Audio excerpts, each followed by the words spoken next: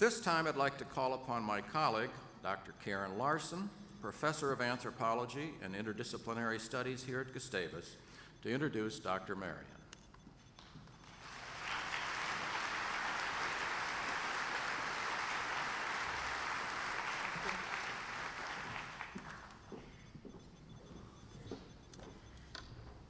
You are what you eat. Curtis Marean's archaeological work on human origins illustrates this adage, not in spades, but in shells. Mussel shells that provided sustenance for some of our likely forebears. Picture, about 150,000 years ago, a sun-drenched South African coast, plenty of seafood, some body paint, a handy little toolkit, and the resulting cultural ferment in which a group of people could develop communication skills and complex social behavior. You may just have had a significant insight into a crucial chapter in human evolution. Curtis Marean is an anthropologist. He has his BA from Pennsylvania State University and his PhD from the University of California at Berkeley. Currently, he is Professor of Anthropology in the Institute of Human Origins and School of Human Evolution and Social Change at Arizona State University, Tempe. His research interests range from zoo archaeology and paleoclimatology to human ecology and the past and present of hunting and gathering cultures. Nor, mind you, are hunters and gatherers quaint. They account, chronologically speaking, for virtually all of human history. It's just in the last few thousand years that humans have developed any other cultural adaptation. Curtis Marean's archaeological fieldwork has taken him from the American Southwest to the Middle East to field sites that span the length of Africa. His work is highly, to use his term, transdisciplinary. Translating between contemporary academic disciplines can be just about as challenging as piecing together the puzzle of a past human lifeway. Solving puzzles about the human past, as Marean illustrates with work ranging from the analysis of animal bones to the analysis of human behavior, will require piecing together current modes of thought, as well as piecing together the aforementioned animal bones. Curtis Marean asks all sorts of interesting questions. How did early humans get their food? Did they hunt? Did they scavenge? How can you tell which by examining the remains of the animals they ate? How did their environment change over the course of a couple of 100,000 years? This is no stuffy academic fare. It's absorbing work that can give us contemporary humans a better understanding of who we are. Speaking of contemporary humans, we all know that humans are smart. Our species name, Homo sapiens, tells us so. What it doesn't tell us is that our big brains always have to operate in an environmental context, which means that we need to be able to adapt to climate change. At this point in human evolution, perhaps it's time to realize that our forebears are more than just a curiosity. They may qualify instead as our teachers who can illustrate, as Curtis Marean says, that the past is the key to figuring out what may happen in the future. It's my pleasure to present to you Dr. Curtis Marean.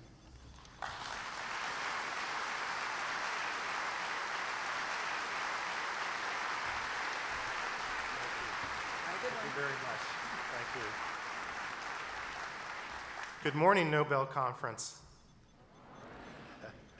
My hosts tell me that some of the best and brightest high school and college students are here today. Is that true? If I mess up, please don't get too angry with me. Thank you so much for inviting me to this wonderful special event. It's an honor and privilege to be here with these fantastic colleagues and this wonderful community. It's fantastic hospitality I've had since being here. What I'm going to do in my talk today is I'm going to cover 3 areas that I hope provide a good, effective opening for this conference. First, I'll give a short overview of the origins of modern humans, and I'll show how our knowledge has changed so dramatically over the last 20 to 30 years. And second, I'll introduce you to some new results from the far southern shores of the African continent, which is the work that my team and I have been doing there for the last 15 years or so. And then I'll enter a more hypothetical realm and hopefully provide a reasonable hypothesis and deflect a question that I always get after I talk about this, which is, why did people wait so long to exploit coastal resources? Now, in the last 20 years, we've made enormous strides in our understanding of the origins of modern humans, and this is clear when we compare the scene in 1987 to where we are today. In 1987, I was a graduate student at Berkeley, the same school that Karen, my introducer, was at, and that year a book was published that we called, at that time, the Big Red Book. And it was published as the proceedings of a conference on modern human origins that had been held in Cambridge. And I wasn't invited to that conference at the time. I was a beginning graduate student, so hopefully don't hold that against me. Now, much of that book was dominated by discussions and debates over the fossil evidence for modern human origins. And at that time, one could find a balance of support between an old idea and a newer idea that was just really starting to gain currency at that time. Now, the older idea was called multi-regional continuity, or the multi-regional continuity model, while the newer ideas were what we started to call the single origins model. Now, in reality, there are several variants within each of these models, and perhaps some of the later speakers are going to talk specifically about those variants. I'm not quite sure. But we can split them into these 2 models to start with. Now, the 2 models shared one basic premise, and that was that early Homo evolved in Africa sometime between 2.5 and 1.5 million years ago. So that was a similarity between the 2. And sometime around 1.6 to 1 million years ago, depending upon the evidence you were looking at, this hominid migrated out of Africa and eventually filled Eurasia. Now, after this, the models differed substantially. The multi-regional continuity model argued that sometime around 120,000 years ago, the hominid that was in Western Eurasia evolved into Neanderthals. And I'm sure you've all heard of Neanderthals. I'm not going to talk a lot about them, but certainly in the question and answer period, we can talk a little bit more. And I know that Svante Pabo is going to be talking about their genetics. But there was a puzzle at that time as to what was happening in Africa and Eurasia. I'm testing out this new technology where I get to touch a screen and it comes up on there. Then, about 45,000 years ago, hominids throughout Africa and Eurasia evolved synchronously into modern humans. And one obvious implication of that model was that the modern human variation that we see today has very deep time depth. Now, the single origins model had a very different suggestion as to what happened after this initial migration, and we can refer to that initial migration as out of Africa 1. It agreed that Neanderthals evolved approximately 120,000 years ago in Western Eurasia. But it differed in that it argued that modern humans evolved in Africa and only Africa at this early stage, maybe around 120,000, 150,000 years ago. And then approximately 45,000 years ago, modern humans left Africa, migrated out, what we can call out of Africa 2, though those numbers may change as we get more data over the years, and replaced or genetically swamped all the archaic hominids that had been present in Eurasia. So, where are we today? In 2005, there was a follow-up conference at Cambridge called Rethinking the Human Revolution, and I was invited to that one. A book was just published from that conference, and paging through it, one sees the results of a very exciting scientific consensus. Not a single paper in that volume is an attempt to defend the multi-regional continuity model, all except in one form or another, the single origins model. And this is because over the last 20 years, an enormous amount of fossil and genetic data and analyses have accumulated, and the vast majority of that is inconsistent with the multi-regional continuity model, and it supports some variant of that single origins model. We can now say that there is a widespread consensus, and in science that's a really beautiful thing. And I think that's probably one of the great contributions that paleoanthropology has made over the history of the existence of paleoanthropology. Now, reading through the pages of this new book, one finds that the debate has shifted to new arenas and set the agenda for the next stage of modern human origins research. And that's another wonderful thing about a new consensus, because it creates a lot of potential research projects for students and, of course, new PhD dissertations. So let's bring you up to date on where we stand today. Now, at the bottom of this slide, I've provided a proxy measure of global climate change over the last 750,000 years, derived from the recent Epoca ice core from Antarctica. The key pattern here is that when the line is low, in this area, we are in a cold glacial. And when it is high, up in this area, I've indicated in red, we are in a warm interglacial. Note that the amplitude over time increases, and thus so does the abruptness of climate change over that time. You will see that there are various versions of this graph throughout my talk, so try to keep the context in your head. Now, the genetic evidence suggests that Neanderthals and modern humans shared a last common ancestor sometime around 750,000 years ago.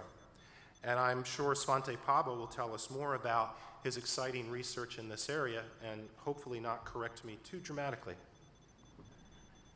Now, at that time, we have a suite of fossils from Africa and Eurasia that share many traits, and researchers do not fully agree on the taxonomy or the formal names that they use to describe these, but the names Homo heidelbergensis and Homo rhodesiensis are often used, often rhodesiensis for the African forms and heidelbergensis for the Eurasian forms. Now, the fossil record shows us that Neanderthals evolved over several 100,000 years in western Eurasia, and their anatomy suggests that they had an overall adaptation that was very distinct from our own. Now, again, I don't have time to talk in detail about that because I'm going to focus on Africa, but certainly in the question and answer period we can talk some more if you'd like. Homo sapiens evolved in Africa, and the first fossils that we find that are assigned to Homo sapiens are from Ethiopia in North Africa, dated between about 200,000 and 150,000 years ago, indicated here. Now, it's important to remember that while these fossils fall within the range of modern human variation, so that's why they're called Homo sapiens, they are on the far outer range of that variation. And it's also important to recognize that though we classify them as Homo sapiens, they may not be directly on the genetic lineage that leads to modern humans, the people sitting in this room. So please keep that in mind. I'll speak more about that later. Okay, now you'll notice that both books use the words human revolution. What is meant by that? Now, up till now, I've mostly spoken about the biological models and the competing ideas for the origins of the species. But closely tied to those models and of equal significance is the issue of the origins of modern human behavior. And that's what I'm going to focus on in my talk now. The human revolution is a concept that developed largely in Western Europe. And it argued that between 40,000 years ago and 30,000 years ago, there was an explosion of material cultural complexity in Western Eurasia. Now, for example, prior to 40,000 years ago, we don't have finds that look like this. We don't have a lot of personal ornaments. There aren't little figurines. We don't have rock art, and we don't have sophisticated bone tools. And then sometime between 40 and 30,000 years ago, those appear very quickly in an explosion, and that's what was meant by the human revolution. Now, the multi-regional continuity model predicted that that revolution occurred in situ, where the single origins model argued that modern humans coming in from Africa brought these things with them. But here's the problem. Even today, the volume of field research in Europe far outweighs what we have in Africa. Europeans have been doing archaeology for centuries, often in their backyards, and some very special French sites in their own wine cellars. Now, despite this lack of African evidence one way or the other, the pattern itself got expanded to Africa. So Africa was enveloped in that pattern without having a good empirical record. Still to this day, we have less sites in all of Africa that date to this critical time period than are found in the one country of France. So how this pattern was extended to Africa is still somewhat of an uncomfortable puzzle, but there was definitely a Eurocentric bias that was at work. Now this brings us to an interesting question, and one that is currently a very big transdisciplinary topic. How do we define ourselves? And I know that the President raised that issue in his introduction. What do we mean by modern human behavior? And importantly, and this is a term or a way of pitching the question that's becoming very common today, what do we mean by human uniqueness? Now, I think there are several ways to address this question, and each has advantages and disadvantages.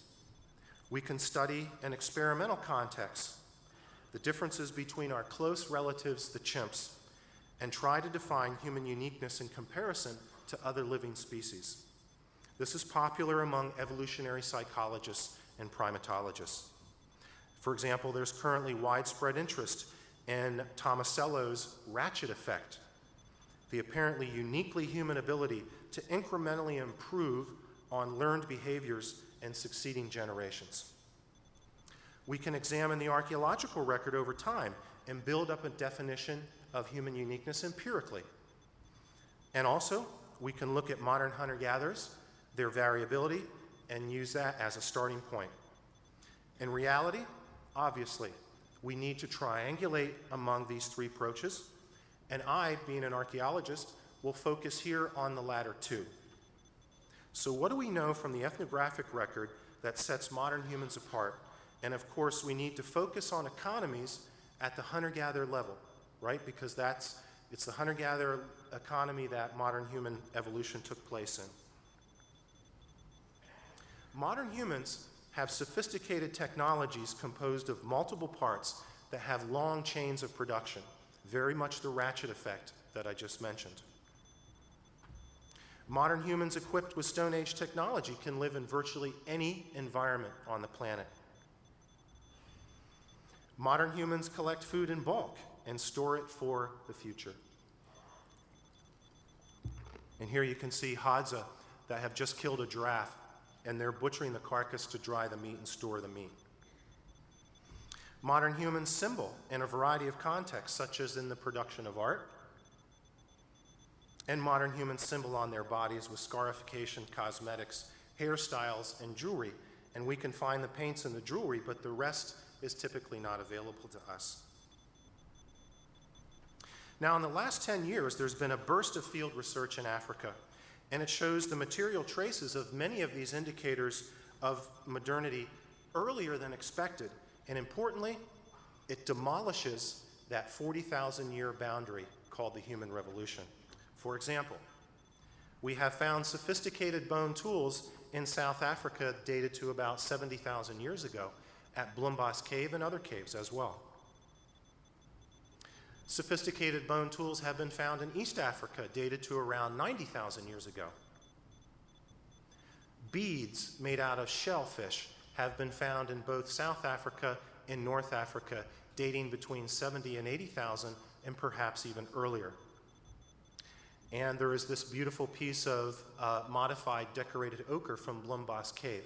And I will point out that there are many sites that date as far back as 100,000 years ago in South Africa that have thousands of pieces of ochre This is pigment, red pigment, that has clearly been modified for the use to produce powder. And we think those powders were used as the paint for painting the body and perhaps rocks. So let's quickly put this on a time scale. During the rise of Homo sapiens and Neanderthals, the stone tool technology in both areas is dominated by what we call prepared core technology. In Eurasia, we call it the Middle Paleolithic, and in Africa, we call it the Middle Stone Age.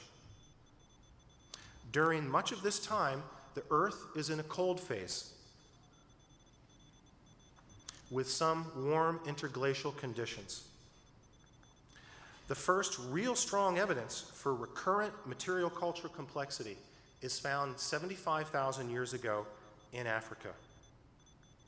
This does not appear in Eurasia until about 40,000 years ago, roughly at the same time that modern humans move into those areas. Now, at that same time, there is a fairly broad shift in stone tool technology away from the prepared core technology to what we call blade technology. And this is the production of flakes that are twice as long as they are wide. In Eurasia, we call that the Upper Paleolithic, and in Africa, we call that the Later Stone Age. So this leads to a clear result. The human revolution dating to 40,000 years ago in Africa is decisively overturned. Like with the overturning of the multi-regional continuity model, we now have two really exciting things happening.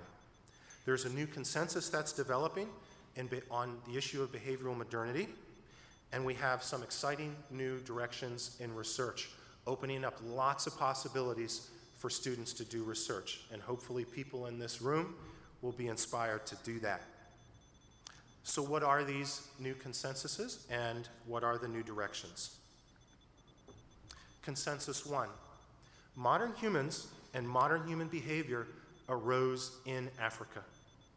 Consensus 2, both arose substantially before 40,000 years ago and then spread out. New direction, where in Africa, when in Africa, and why did they arise?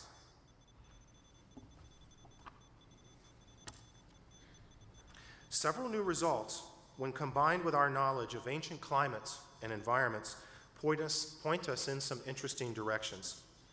We have several fossil discoveries, like I've noted, that clearly show that between 200,000 and 150,000 years ago, there's a hominid in Africa that is near modern to modern in anatomy, close enough that we call it Homo sapiens. It falls within the range of modern humans, but certainly on the far edge of that range. Also, there have been a wide variety of genetic studies published, mostly in the last 2 years, that substantiate prior research that, while often differing in details, do have several consistent results.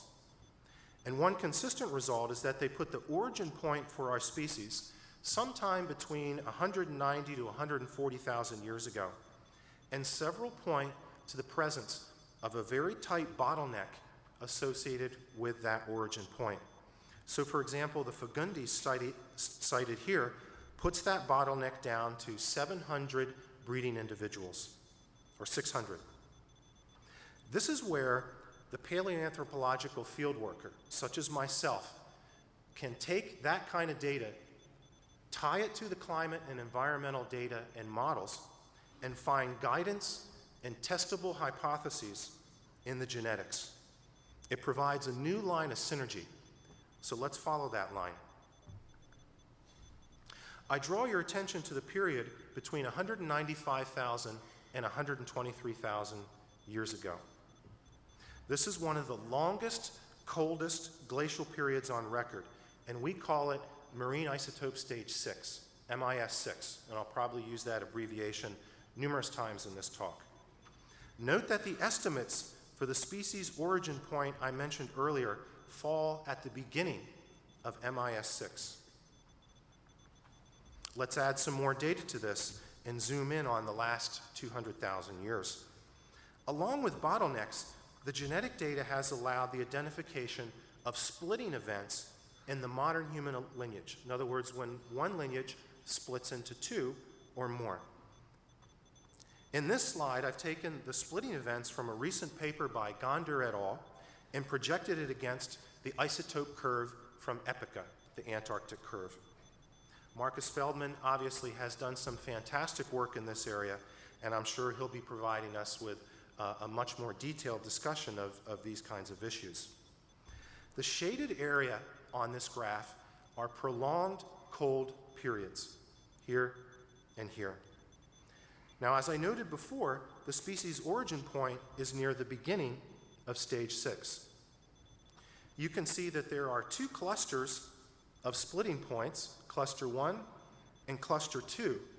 Both fall on cold periods. This makes a lot of sense because overall, Africa responds to glacial periods with increased aridity and massive expansions of deserts. So for example, during the last glacial maximum, we know that the Sahara was twice as big as it is today. These are perfect conditions for population isolation and lineage splitting.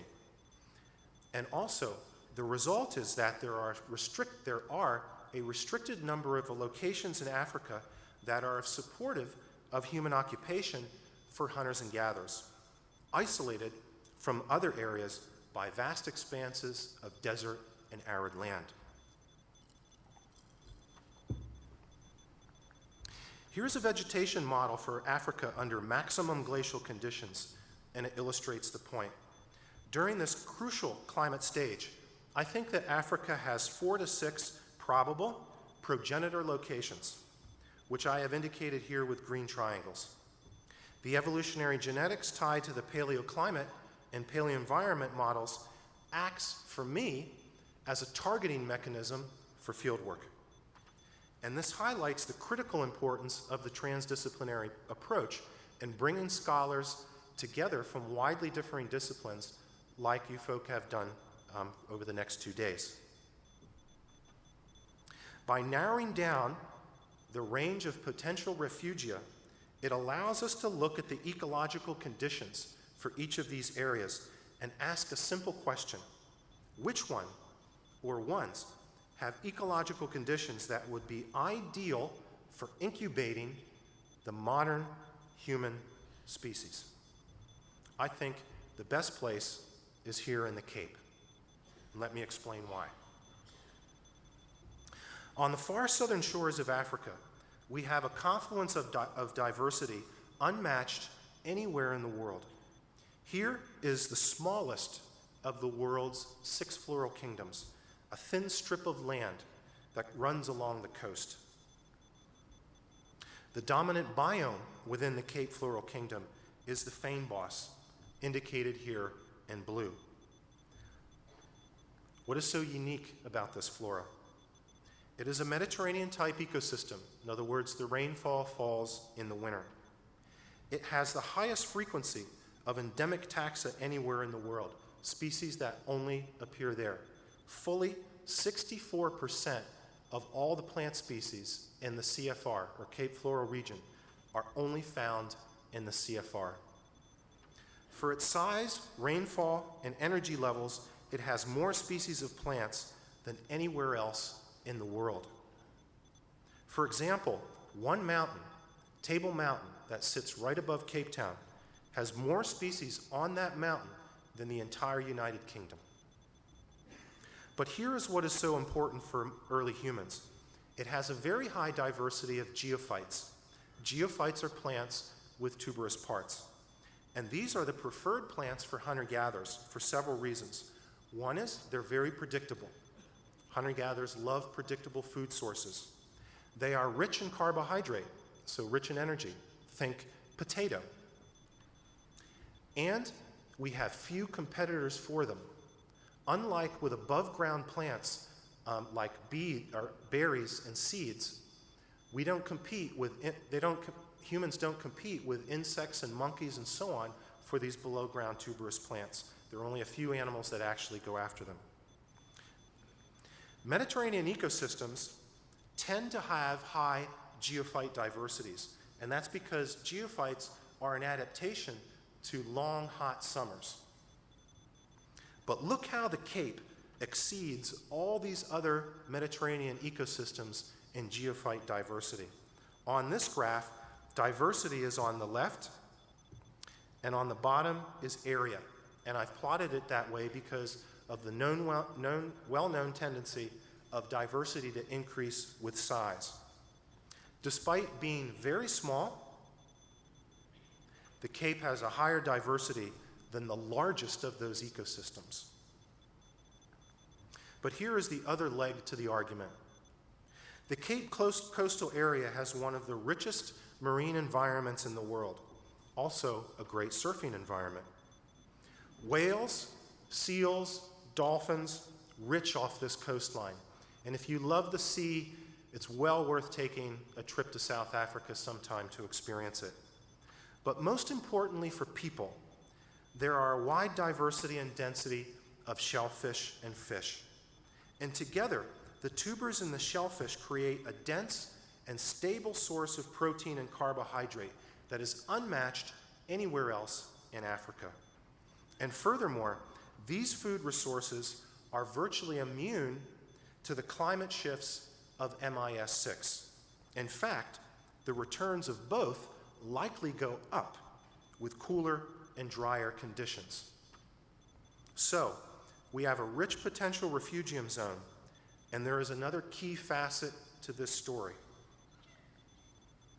When people expand their diets to coastal resources, we know from the ethnographic and archaeological literature that there are several major impacts on them. First, their populations often grow. That's because the food resources are predictable and abundant. Along with this, we see an increase in group size and a decrease in mobility. And as a source of nutrition, shellfish are the very best source for essential omega-3 fatty acids that are critical to brain development. I would not agree with some researchers who have argued in a series of recent papers that marine diet was essential to the origins of the very large brain that modern humans have. But I do agree that if you add these to the diet, it has a huge benefit. Now, Robin Dunbar will be speaking about his fascinating ideas about the social brain hypothesis. And certainly, in this final stage of human evolution, a coastal-based adaptation provides the increased group size of the type he points to as being significant for neocortex evolution. All of these come together to form what I've called the incubation conditions for the development of increased cooperative skill sets, which of course are one of the hallmarks of modern humans. So, to give this a name, I will call it the Cape Floral Region Coastal Adaptation Model for Modern Human Origins. And it basically states that the confluence of the CFR and the rich coastline forms the ideal conditions for a refugium for modern humans during climate crises. And for this reason, coupled to the archaeological evidence for behavioral complexity, I think this is a very likely region for the location of the modern human progenitor population. The results and ideas I've summarized here are the reason I developed a project that we call SAC-P4. To explore these ideas, we need a long, continuous, high-resolution record of paleoclimate and paleoenvironment coupled to a high-resolution record of human evolution. Our project is a transdisciplinary one that brings together about 40 scientists from 10 countries, all working together in a transdisciplinary manner on the South African coast. Our project will provide outstanding information on how this floral region responds to global climate change. And of course, it is that empirical data that serves as the foundation for development plans for the sustainability of such ecosystems. At this point, I want to share some of our recent results with you.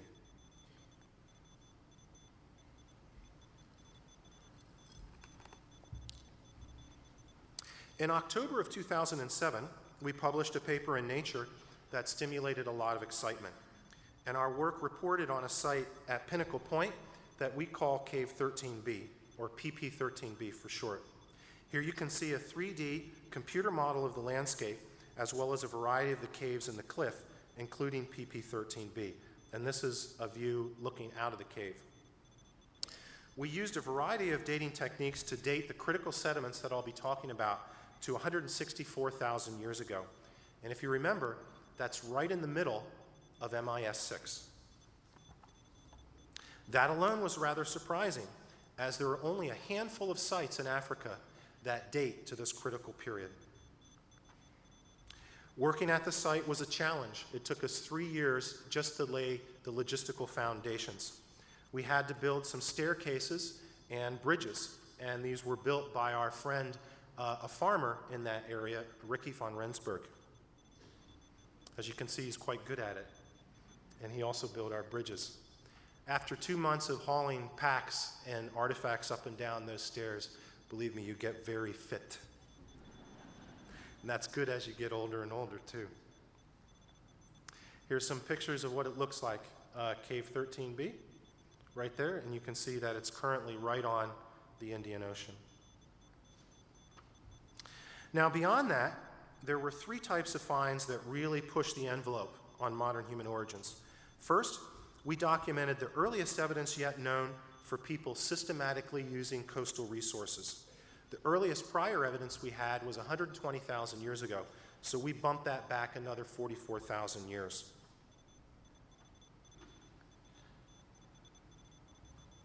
That is a digitally rectified photo of the section from what the early shellfish remains came from. They are plotted in yellow. And also note that plotted in red are pieces of red ochre. And this interesting specimen on the left-hand side is a whale barnacle. And this is a species of barnacle that only lives on the skin of whales. If you've seen pictures of whales, you've probably seen them clustered around the noses. And we know from other sites and ethnographic observations that the presence of these whale barnacles is a clear indicator that people were scavenging beached whales. Obviously, they're not hunting whales. They don't have boats of that type. But we do know that they scavenged beach whales and hauled the blubber in the skin back to the cave. So they didn't take any bones. Whale bones are quite large. But this is a proxy indicator that shows us that they were also scavenging those food resources. Now, the media had a lot of fun with this, and we saw all kinds of interesting spins. And I think maybe it's because people just love the ocean.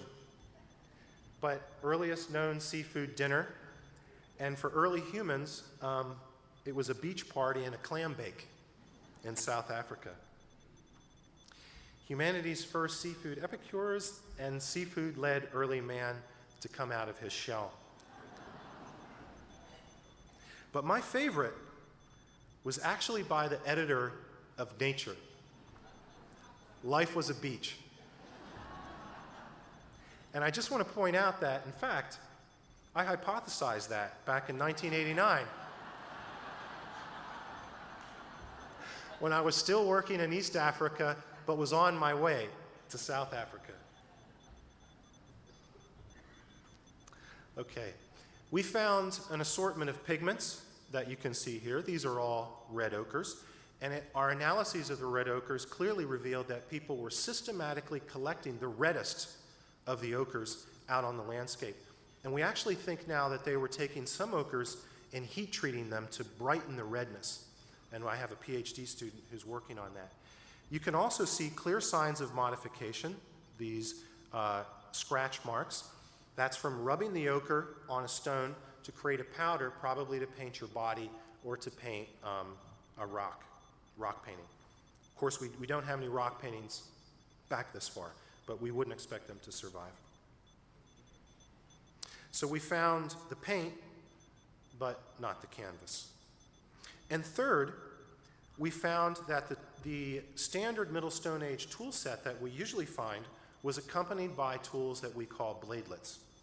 Now, like I noted before, blades are stone tools that are twice as long as they are wide, but a bladelet is only a centimeter wide, and they're far too small to be held in your hands and used effectively. Generally, what we find is that bladelets are mounted in slots, for example, into bone or wood, and used as a composite tool.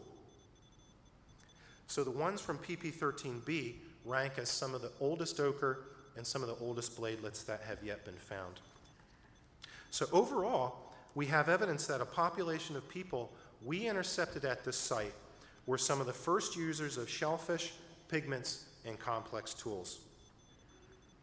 Now, in deposits that post-date those at PP13b, roughly 110,000 years old, we find evidence that people have begun to embed their coastal adaptation in a symbolic system through the collection and caching of what we call beauty shells.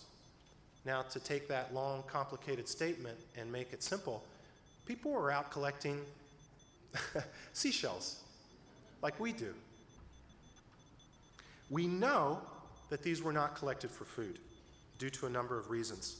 First, these species are deep subtidal species. One would have to dive deeply to get them, and we have no evidence that people along this coast ever did this. It's also very dangerous. This is one of the concentration points for the great white shark. And second, and this is the most important thing, most of them have beachwear on them. And that beachwear is little polishing from the shell being washed back and forth in the sand. And that only happens after the shell has died, so it has no meat attached to it. Both are extremely rare on beaches today. And unfortunately, National Science Foundation won't give you money to go out and systematically collect seashells. But I have an expert team of shellfish collectors, my children Sydney and Spencer. And they have failed to find a single one. And their collection is tidally focused. That's Sydney with an olecroical. Now let's put the PP13b material in context with the genetic data we've already discussed.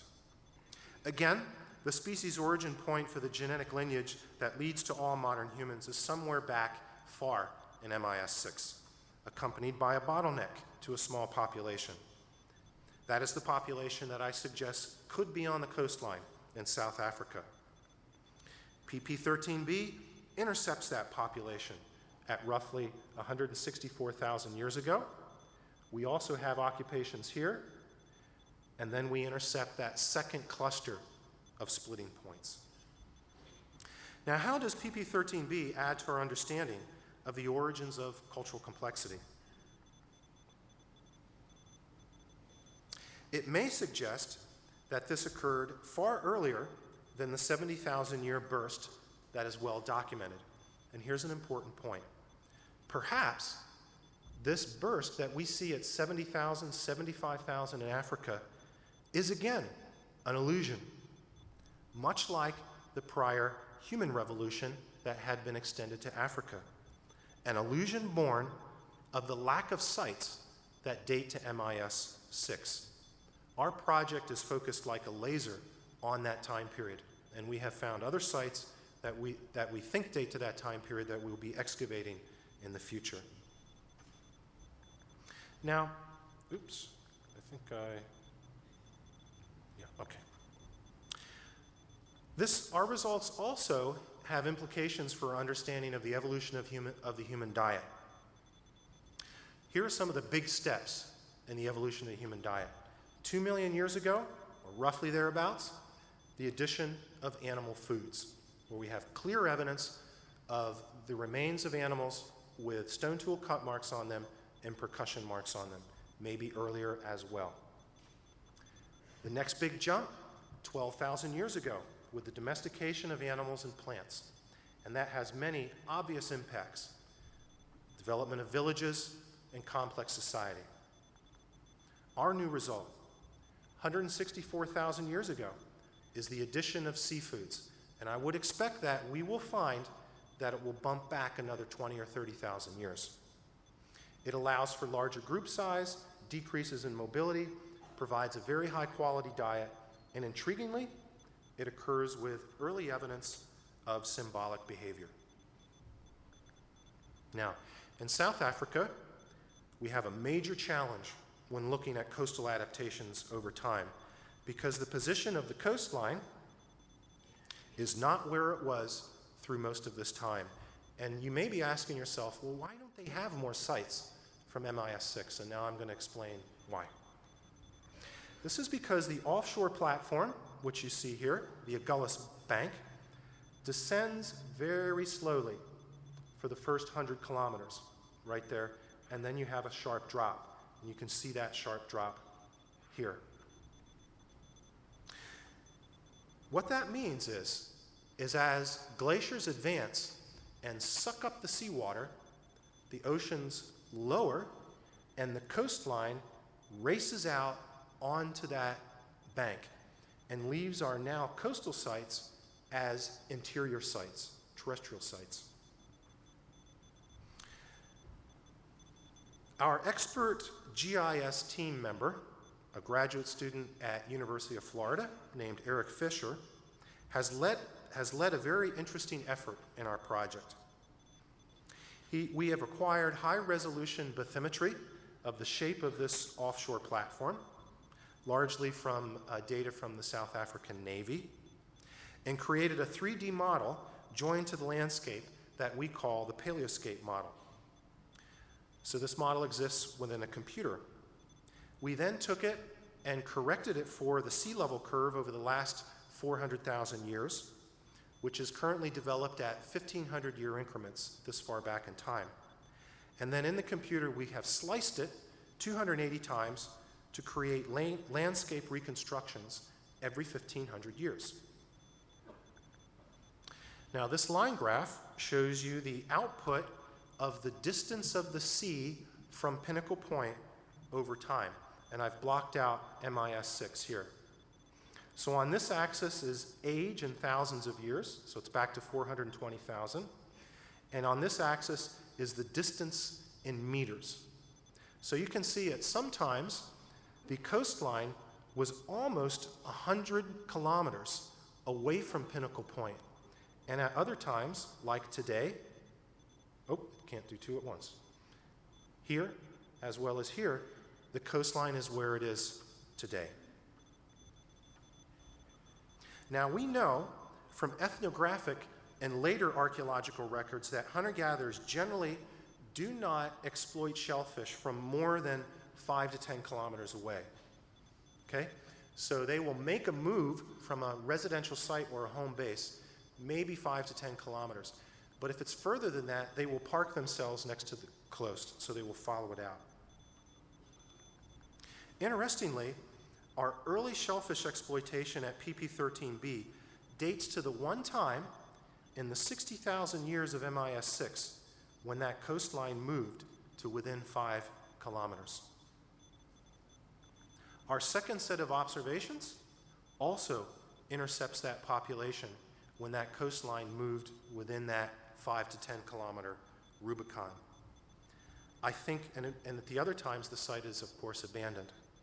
I think this ancient population of people focused their habitation near the intersection of the coast and the Feinboss, following the coast in and out over time.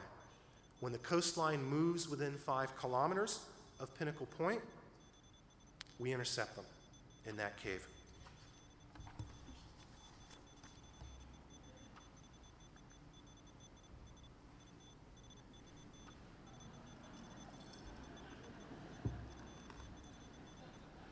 Now, after we published this result, I always got this question, and I'm going to try to answer it now because I don't want to. When I originally got the question, my answer was, I don't know.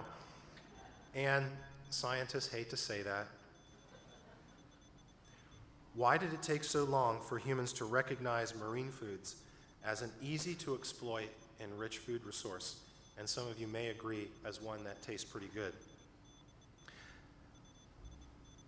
If we follow Swift, we could just say, well, shellfish look so disgusting that people never could get up the bravery until they were desperate. Now, in my experience, when people are first confronted with shellfish, They seem a little suspicious. Now, with a little coaxing, we can even get those suspicious ones to give it a try. And then, of course, the full glory of the experience sets in. And if you're like me, you drag your entire family to Maine every year so that you can experience this every evening. I think the problem here lies with the idea that collecting shellfish is easy. Obviously, if you want to just grab a couple shellfish when you see them, that is easy. Clams and mussels don't bite, they don't run away. However, let's think about this a little more carefully and ask the question, rather, what does it take to be a sophisticated shellfish collector? What does it take to base an economy as a hunter-gatherer around shellfish collection? To do that, let's start with some basics about the way a hunter-gatherer uses the landscape. Hunter-gatherers in tropical ecosystems generally use what we call a daily foraging radius, indicated here, around their campsites. This is typically defined by what they can walk to and return to camp in one day. And it's generally about 10 to 12 kilometers. That's what's indicated here. The outer circle is what we call, oops, I was told not to do that. Okay, sorry.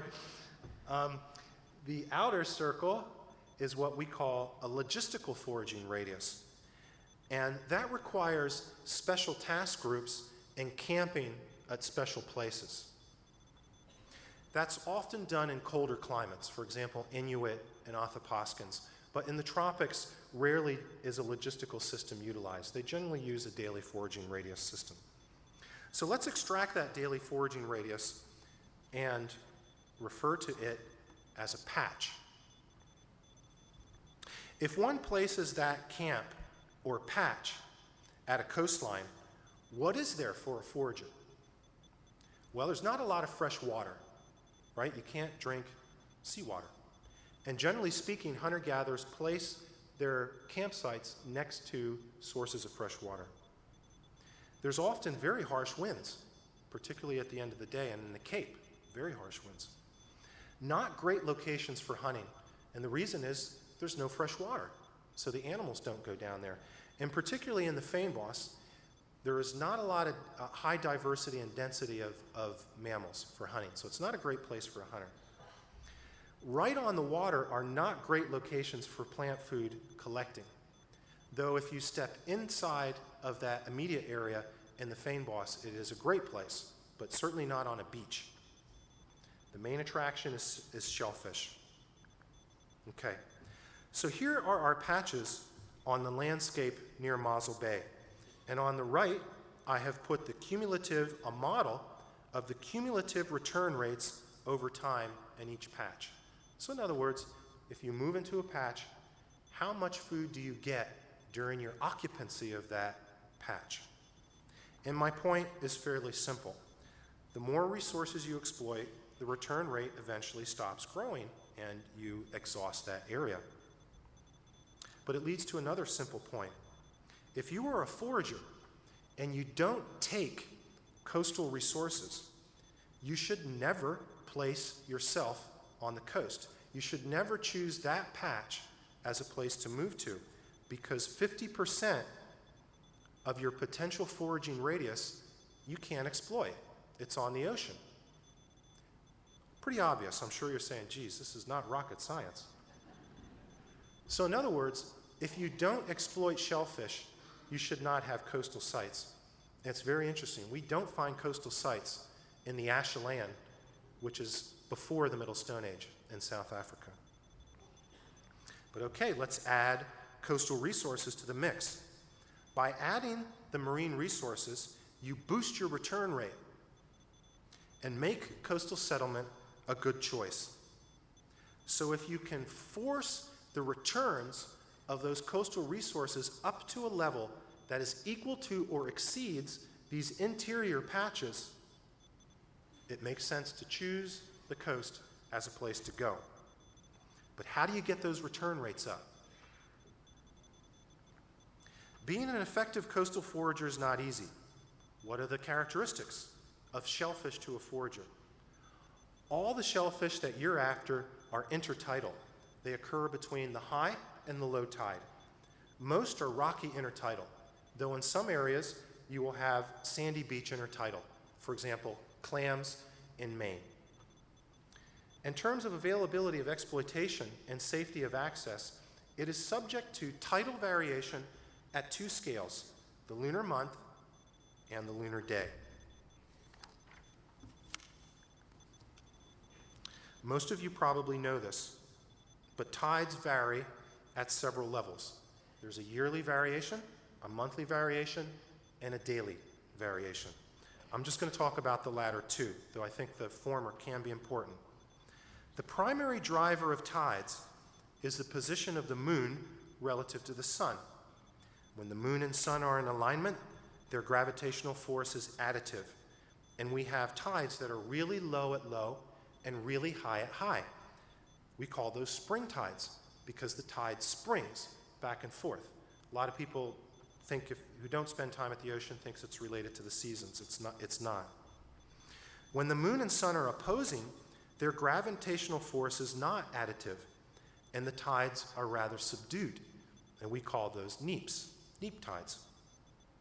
The small amount of available ethnographic literature shows us clearly that spring tides are favored for collecting, and many people simply don't bother with neaps. Now, we've been conducting observations of ease of access and safety at Mossel Bay in regards to tidal variation, and this is what you get. This is a danger zone. If you are out collecting shellfish when the tide is this high, you are definitely not cognitively modern. Because your life is in danger. There is a caution zone where if you're very careful, you can get the shellfish, but you need to be watching the ocean. And then there's a safety zone where there are high returns on shellfish. And as you can see, the times when it is safe is punctuated through the lunar month. So what does this predict? During neap tides, return rates are low to non-existent, and people should move away from the coast. They should move to those interior patches. During the new moon and spring tide, return rates are high, and you should head for the water. You leave again at neap, head to the interior, and then return again at full moon as return rates improve. The challenge to the coastal forager, the hunter-gatherer who wants to make a sophisticated coastal adaptation, is this lunar forcing of return rates. A random use of the coast would be extremely inefficient, and hunter-gatherers don't use landscapes in inefficient, random ways. They never base a subsistence system around food resources that they cannot schedule and don't understand. So, one needs to be able to calculate when is the best time to move to the coast, but that's very complicated since the lunar month advances 27.3 days, not in the calendar that we use and not based on a solar day. This is, of course, why fishermen carry around those complicated tide charts, and surfers rely on watches programmed with the tides. We often struggle to read a tide chart. So, I think we have a working hypothesis for why shellfish exploitation occurs so late in human evolution. Humans were unable to effectively exploit the sea until they developed the cognitive ability to understand the relationship between lunar observations and tidal movements. Since no other food resource follows the lunar schedule, this is in fact not self-obvious. One needs to be able to make a connection between what's happening in the heavens and what's happening in the ocean. It requires a rather non-obvious chain of connections over prolonged periods of time. And this is the reason coastal exploitation occurs so late in human evolution, I think. This ability to cognitively map such widely different phenomena happened sometime around 200 to 160,000 years ago, near the origin point of Homo sapiens.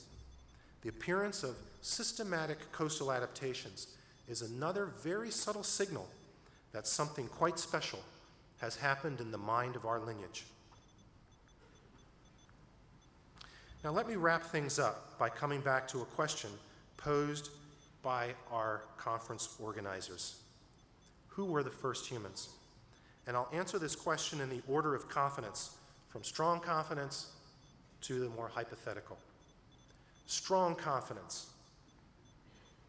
The first humans were African men, women, and children. Reasonably strong confidence. They were a small group of people concentrated in one refugium in Africa between 195 and 123,000 years ago, and they were under a severe climate crisis.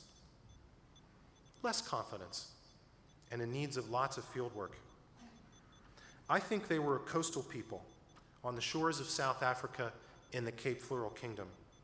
I think our origins are tied to the sea and the special conditions we find at this remarkable location of marine and terrestrial diversity. It offered a refuge during a grim climate crisis. That is one of several hypotheses that we will test with the SAC-P4 project. Now, are there any lessons here for us in my final comments? Our ancestors faced a climate crisis that apparently nearly wiped us out. How did they survive? Humans are unique in their ability to cooperate between unrelated individuals. It's possible that this unique ability evolved among this small group in reaction to this crisis and was the foundation of their survival. Today, with global warming, we face another climate crisis, one that's of our own making. Can we draw on that ability to cooperate, to overcome those things that divide us along racial, economic, ethnic, and religious lines? I think that is still unclear. But surely, if Stone Age people could do it, we can. And finally, paleoanthropology has a fascinating story to tell that promises to get much richer in the very near future. And you're going to hear a lot about it in the next 2 days. Please stay tuned. Thank you.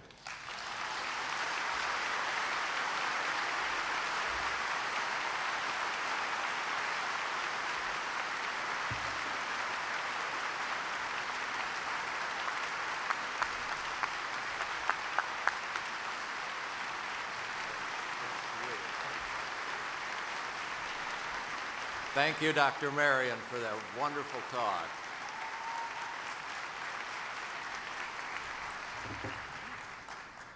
At this point, we'll ask our other panelists to come up to get ready for the Q&A session. And I invite the audience to write their questions on the sheets of paper that have been given to you and pass them to the corners or to the aisles. And our hunter-gatherers will collect them.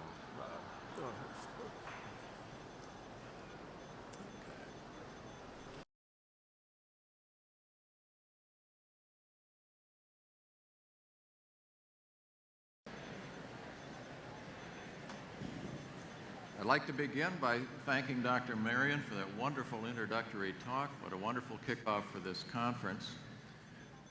At first, I'd like to begin by inviting other members of the panels for their comments or questions that they might have of Dr. Marean. Dr. Dunbar? Me? Oh. No, I just found this an incredibly exciting talk, actually. I've not really kept up with what's been going on in the archaeology of South Africa, and this is probably as much new to me, some of it, as it is to you. And this is quite amazing what is actually going down there at such a long time period ago, and so close to the origins of modern humans. So I'm kind of really looking forward to hearing your questions and hearing Curtis's replies. Okay. Well, thank you very much.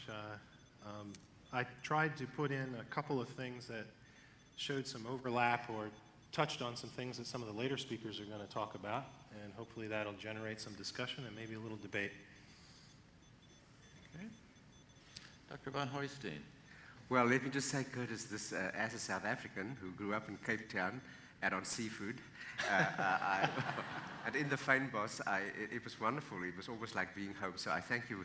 This is a fascinating project, and I think an excellent start to our conversation.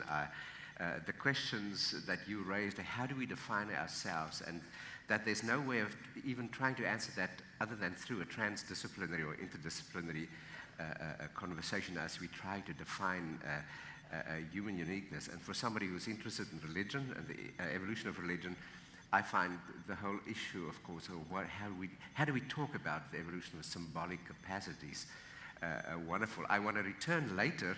I agree, of course, as a non-specialist, but I do certainly agree with you on the demolition, if you want, of the 40,000-year boundary. But I do want to talk a little more tomorrow about what it would mean to have had that efflorescence of symbolic activity while taking into account the much more piecemeal. But those are wonderful ideas. But finally, I think what I would most enjoy is for us to unpack what you meant when you talk about, what is this, what exactly, how does this exemplify the origins of cultural complexity, of symbolic human behavior is the way you put it. The whole fact that these ancestors of ours, by adapting to the coastline and to lunar tides and food collection, I find that an amazing new thought for me, in addition, to exemplify what Stephen Mython would call cognitive fluidity. But thank you. Yeah.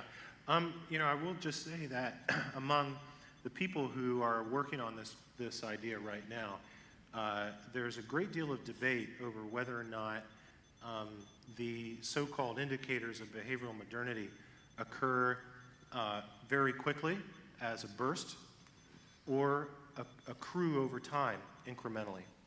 And I think those are two good competing hypotheses that we can address with well-targeted fieldwork and well-organized fieldwork because they have clear test implications in the field. So I think that with over the next 10 years, 20 years with concerted fieldwork, we're actually going to answer that question. Now that's really a question about the empirical record. In other words, do we see material cultural complexity, what I talked about as material cultural complexity, the abundance of these very complex technologies with long chains of production?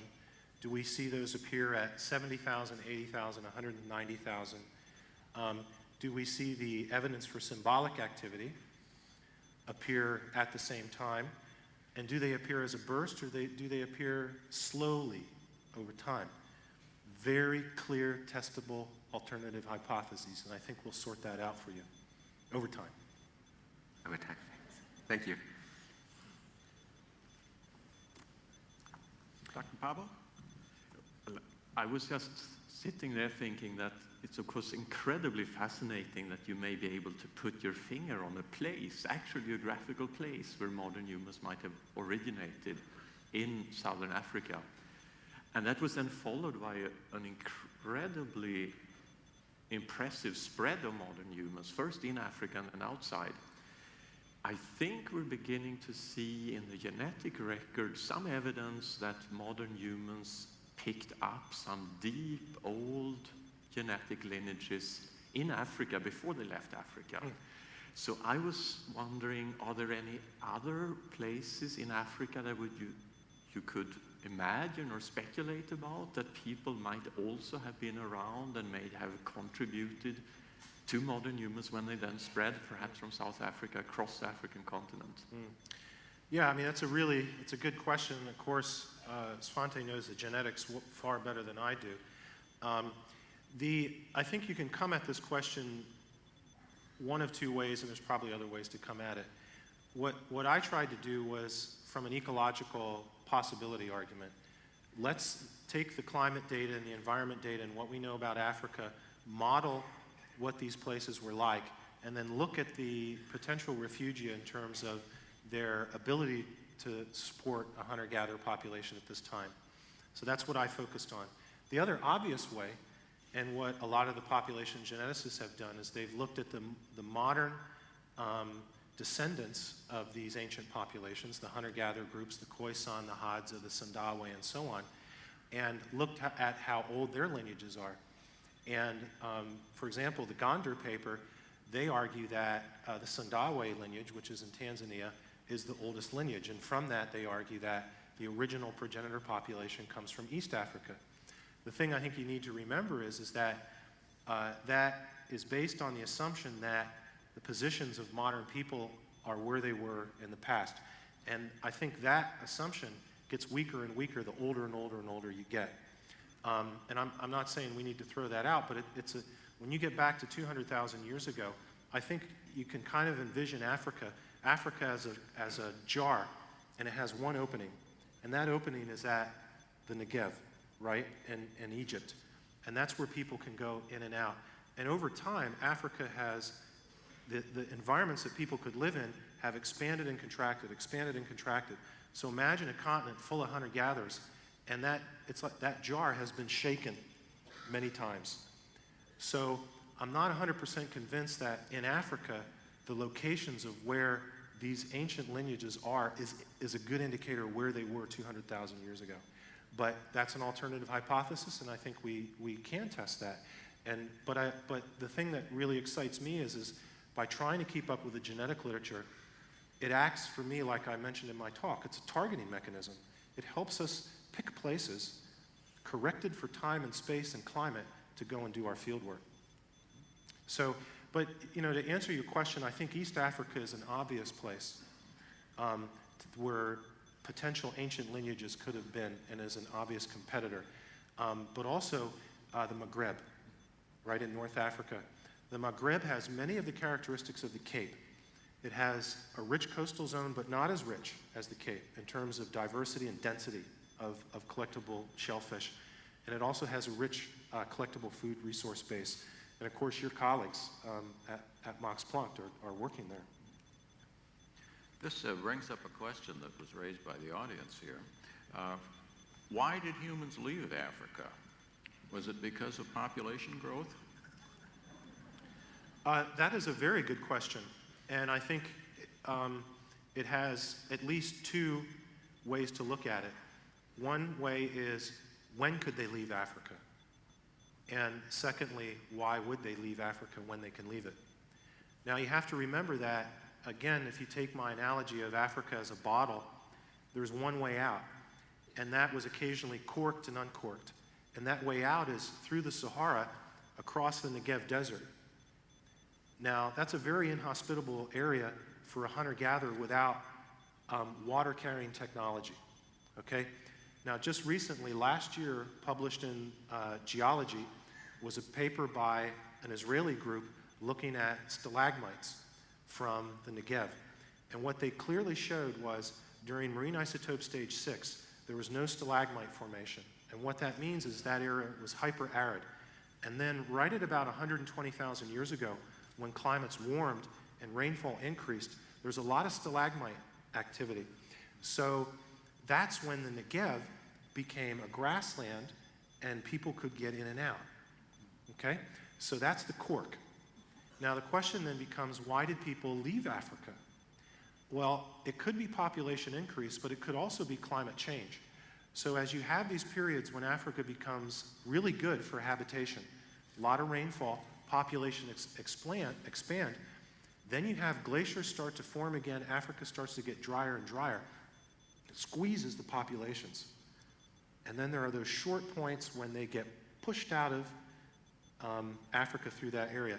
And I was just going to point out also that I know, Svante Pablo, you published a paper on the genetics of, I think it was hyenid migration out of Africa, and you show an arrow out of the Negev roughly at 120,000 years ago for that hyena population, which correlates well with that stalagmite record. So I think people are doing the same thing, animals and people. So another question from the audience. What techniques did you use to date the 13B sediments to 160,000 years ago? Yep, we use a multi-dating program. We use a technique called optically stimulated luminescence dating. one of the world's leaders in this, Zenobia Jacobs, who's a South African. She now is on a postdoc at University of Wollongong in Australia. Zenobia is our OSL dating specialist, and OSL dating dates the last time that individual grains of sand were exposed to light. So it dates when the sand grains were blown in. We also use uranium thorium dating, which is within the time span that it's good, which is from the present to 500,000 years ago. Provided you have good calcium, good calcite is the most precise dating technique available, far better than radiocarbon. And that is done by Dr. Mira Bar-Matthews at the Israeli Geological Survey. She's one of the world's foremost authorities on U-series dating and stalagmites. So we've dated it with those two techniques, and then we independently confirm it with our sea level model, which I showed you the output there. So again, what we try to do is we triangulate around the problem. We have some folks in the audience here that are wondering about the daily lives of these folks here. Is there any evidence for using fire? We do know that people by this time, had very controlled use of fire. In fact, the earliest evidence that we have for the production of hearths, little fireplaces, is from Israel at around 700,000 years ago. Very clear, published by Nama Goren-Inbar in Science a few years ago. So by this time, people are well in control of fire. We have many beautiful little hearths in the stratigraphy. I do. And they're cooking shellfish in them, actually. Really? Yeah. In fact, I'll tell you, you know how you might be thinking about how do you cook shellfish if you don't have a pot, right? Because these people are pre-pottery. And I was wondering about that myself, and I read a classic ethnography, shell bed to shell midden, done in Australia. And the way you do it is you make a fire, you take your hot coals and you put them on sand. You spread that out on the sand, and you get the sand nice and hot, and then you take the shellfish, lips down, and you press them into the hot sand, and they boil inside their shell. And that's why you put them lips down, because you don't want it to open up, right? Because all the liquid comes out. And then as they cool off, you grab that shell, you pick it up, and you open it up, and you have your beautiful mussel to toss down. Is there any evidence of trade between any of these hunter-gatherer groups? Evidence of trade is a very tricky subject to approach at this time period in archaeology. What we often do is we try to what we call source the raw materials that people are using. So by sourcing it, we would use geochemistry to identify where particular stone is coming from that people are extracting from the environment. We have evidence that in the Middle Stone Age in Africa, and this is from a number of locations, there's a site in northwest Africa called Adrar Bus that shows that people were transporting the raw materials 280 kilometers. We have sites in East Africa where the study has been done on obsidian, and obsidian is a volcanic glass, and in fact, it's very easy to do the geochemistry and identify precisely where obsidian comes from, because each source is geochemically unique. We have obsidian that has gone more than 150 kilometers. And in South Africa, we've just initiated a geochemistry program on the silkcrete, which is the main raw material that people are using there. And I hope to have some results from you soon. One of my PhD students is doing work on that. But the question, of course, is that trade or is that mobility? Because we know from the ethnographic record that Australian Aborigines, during times when they were gearing up for their very important circumcision rituals, would travel some 500 kilometers, 600 kilometers, and more, men traveling that far to specific raw material sources to make their very special circumcision knives, so that they would then travel back and have their circumcision ceremonies. And we know that those long treks were quite dangerous because they were traversing the land of people who were violently opposed to their being in those areas. So we don't really know if it's trade or if it's mobility. Along the same line, do you have any evidence for or about the spiritual or religious or ritual life of these individuals? We don't have any evidence per se of their spiritual life in terms of details.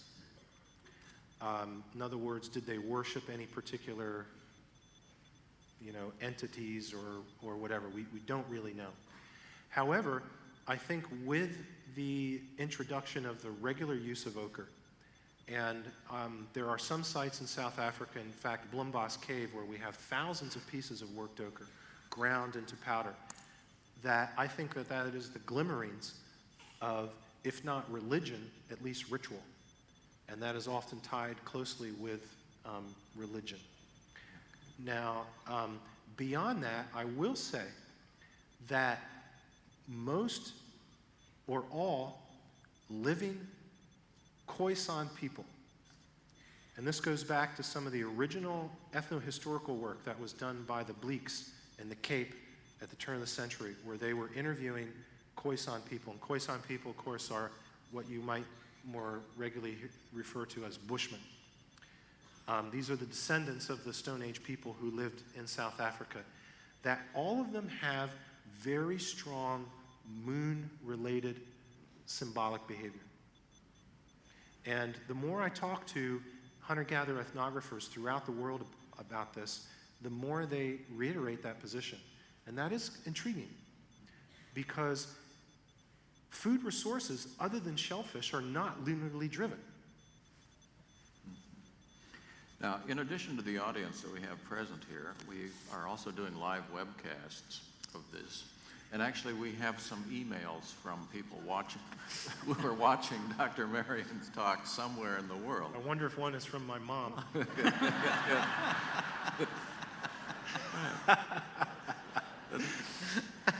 And here's here. Here's a question that came from the netherworld out there.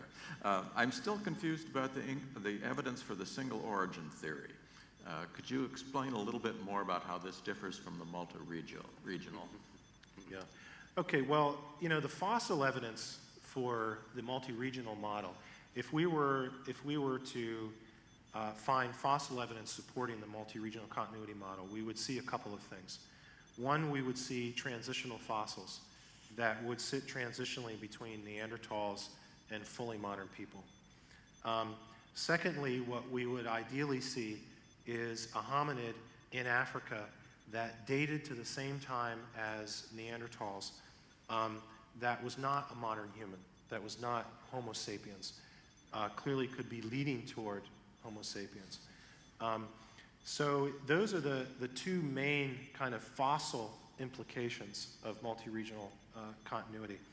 The other important thing that we found in the fossil record, and this was published many years ago, is that in the Levant, in Israel at the Mount Carmel caves, we have fossils that are Homo sapiens that, again, are on the far edge of the range of variation for Homo sapiens at that time that date to around 90,000 years ago.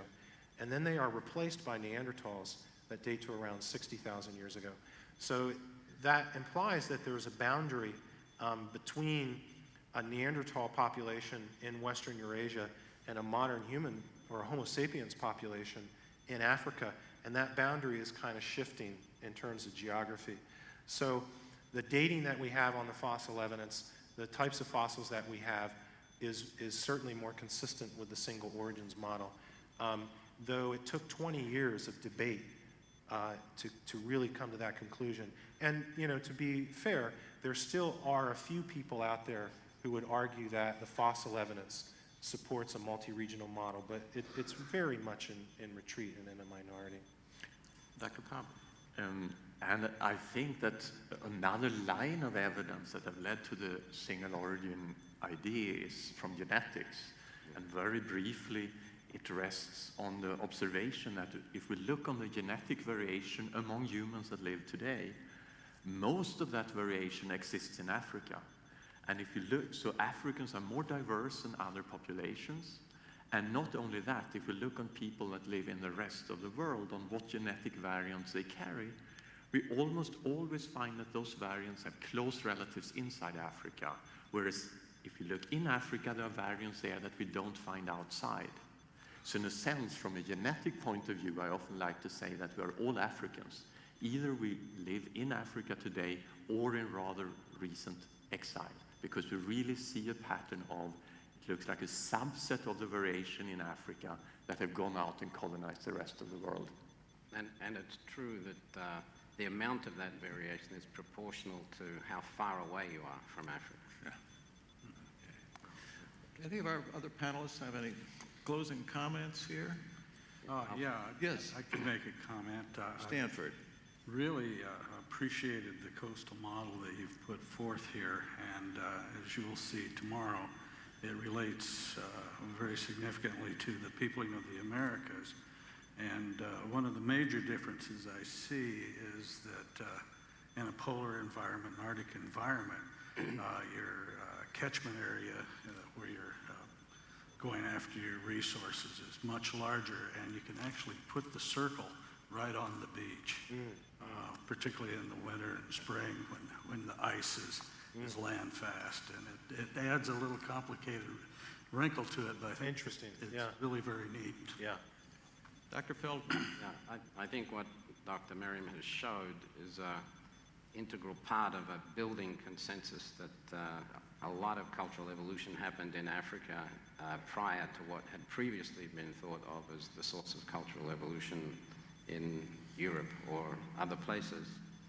But one interesting question is, why would such people restrict their attention to shellfish and not use other fish? And why would the migrations not take place, the great migrations, around the coast, where they would be using the resources all the time? And I think that people are starting to find evidence of fish hooks that date pretty far back, that suggest that people were using other resources besides just the shellfish, which can't be kept for any length of time. They have to be used essentially immediately, or else you suffer some serious problems. Whereas other fishes might be preservable or dried, for instance, like the meat. Yeah, the fish is the obvious next food resource to expand to if you're a coastal forager. And particularly in the Cape, there's, and I keep harping on the diversity of the Cape. If you're a fisherman, head to the Cape. In the rocky intertidal zone, there's probably somewhere around 30 different species of fish that you can line fish. And if you're like me and you fish off the coast of Maine, you're basically talking about 2. So it's an extraordinary diversity, each one of which eats a different bait and is available at a different time with a different kind of surf. And my point is, and it's funny you bring this up because I'm writing about this now, it's another example of the complexity of being a good coastal forager. To be a good fisherman, I mean, it requires very sophisticated understanding of the fish and their ecology. And I think probably shellfish probably comes first, and then we will see expansion of the diet to fish.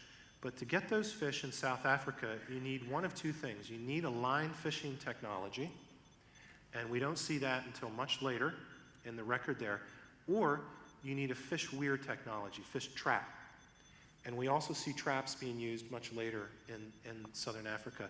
But once you break into fish, I agree, that's a breakthrough adaptation, especially if you're going to be migrating along the coastline. And coastlines, I think, can be good places to migrate, but they can also be challenging. And anyone who knows the coastline knows this. If you're a fisherman or whatever, everywhere you go, it's different. To be the best fisherman, to be in an area, you need to focus on that area. You need to figure it out when those things are available. So I don't think people could just easily migrate along coastlines, but I think as they moved into coastlines and gained an understanding of the changing ecology, they could be effective. Because if you go up into the Eastern Cape, it's a very different fishing ecology than it is on the South Cape where I am. So you need to figure it out, but humans have that cognitive ability to do that. I'll send us home with one last question here. What's the best publications to keep abreast of research findings in these areas? What's the best publication? Sorry. Evolutionary anthropology. Yeah, right. Evolutionary anthropology. Marcus, I was thinking, okay, nature and science, that's where the kind of the highlights are done. And I think I always have all my students check Nature and Science every week because it's a good way to stay abreast of what's happening in other fields that are relevant to what we do. But there is a journal called Evolutionary Anthropology, which is a review journal edited by John Flegel. I'm actually on the editorial board.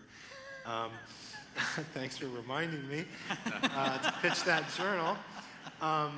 And that is a review journal. It is written at the level of not specialists, but kind of well-educated people, which this audience definitely is.